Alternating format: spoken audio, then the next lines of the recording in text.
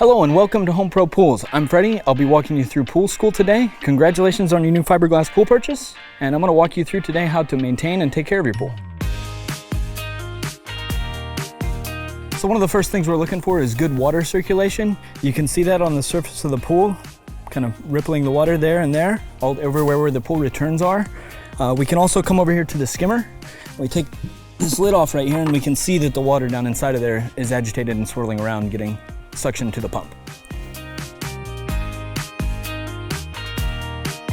Okay, today I'm going to show you how to vacuum your pool with the equipment provided. So we're going to come over here and submerge the vacuum head into the water, just like so, and just kind of let that sit there in the shallow end, and then attach the other end of your hose to this white skimmer plate that was also provided, and we're just going to drop that right in here. Just like that. And at that point, you've created a suction line to your vacuum head, and you're ready to just very slowly vacuum your pool and get all that debris off the floor.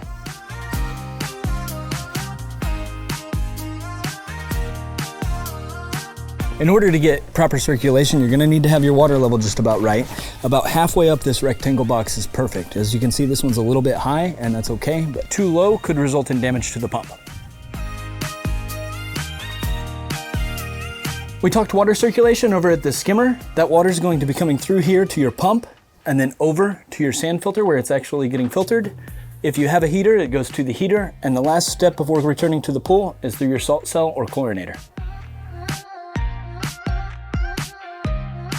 The next thing we're going to talk about is your sand filter. This is where the cleansing of your water and the actual filtration happens inside of this big canister here. We're looking at the top portion here. It's in the 12 o'clock position. That's filter. That's where this is going to stay 99% of the time. We're not going to move this handle while the pump is running. We only move this detent by shutting the pump off and then go to the desired location. I do want to point out this pressure gauge. You're looking at about 6 or 8 psi on that, which is a perfectly normal operating pressure. You'll be about 10 psi plus that for this pool would be time to backwash, an indication that it's time to backwash, which is what we'll talk about next. So on your sand filter head, I mentioned that you'll want to turn your pump off anytime that you're going to move this. So I'm going to run you through exactly how to do a backwash at this time. We're going to take this handle and push down and then spin that around clockwise to the 6 o'clock position. That's the backwash, and make sure it sits down in there all the way. At that point, you'll turn your pump back on and you're going to see some indicators here for what you're supposed to be looking for when it's backwashing.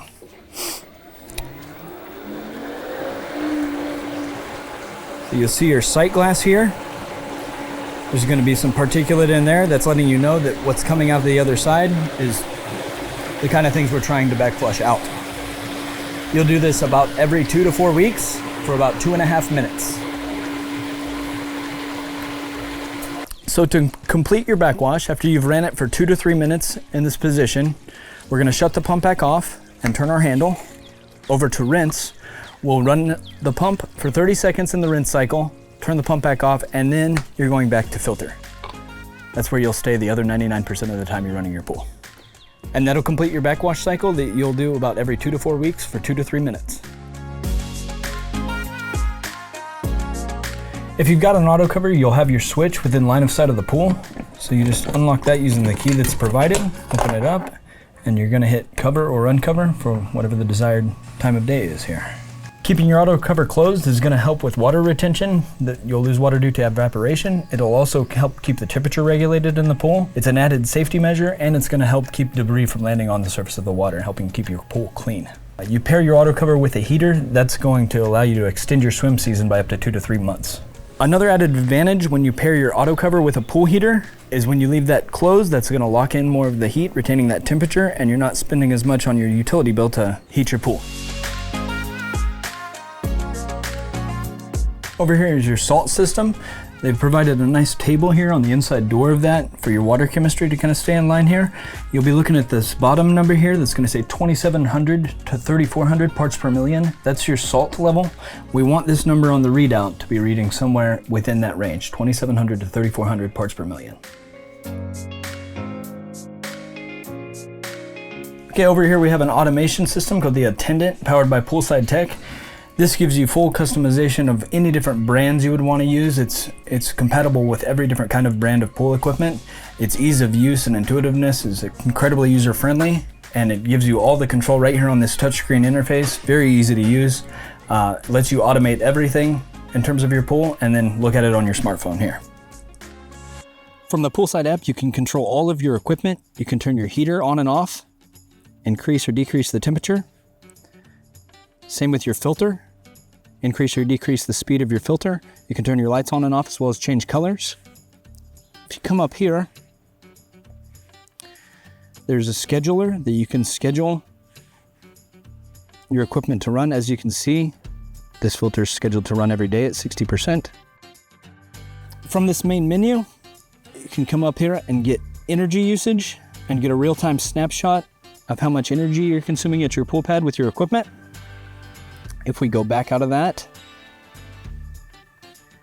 and go into water quality, you can also get a real-time readout of your pH and ORP, just to keep an eye on your pool chemistry to make sure everything's running as it should. And that's a quick overview of the Poolside app. Here at HomePro Pools, we get a lot of frequently asked questions regarding maintaining your fiberglass pool. I'm here to answer those questions for you. We recommend you run your pool pump at minimum 12 hours a day in the summertime or fall. As soon as the temperatures start to drop, you need to run it 24 hours a day if you plan on keeping your pool open throughout the winter. You should backwash at a minimum every 2 to 4 weeks, depending on how the pool's looking and how the pressure gauge is looking at your equipment. We recommend you backwash when that pressure increases by about 10 psi.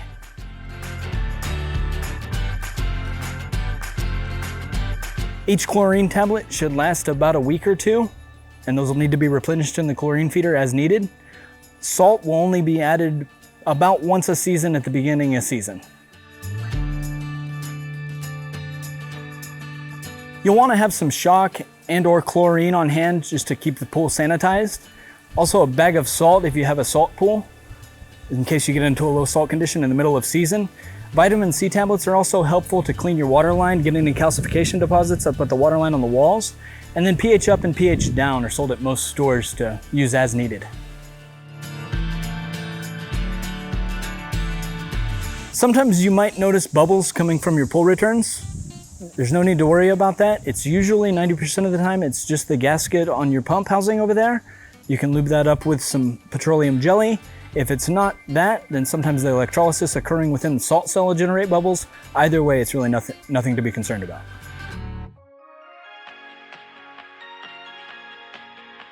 Heating your pool is going to depend on a couple of different factors: the size of your pool, the surface area of your water, and the size of your heater. As a good example, a 150,000 BTU heater will bring up the pool temperature by 10 degrees in 12 hours.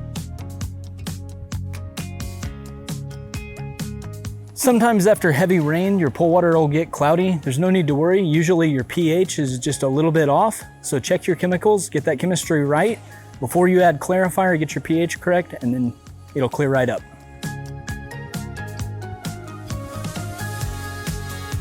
You'll want to check and clean out your skimmer basket about every 24 hours if you're able. If you aren't able to get to it every 24 hours, that buildup can grow in there and eventually it's going to clog up the skimmer basket and not get as much suction to the pump.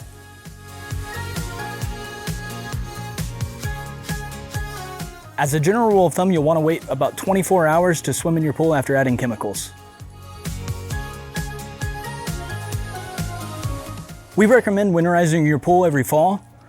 However, if you have a heater, you can keep it running a little longer, and if you do plan on running it throughout the winter, we need to keep the pump on as much as possible as the temperatures drop to ensure that we don't have any frozen lines.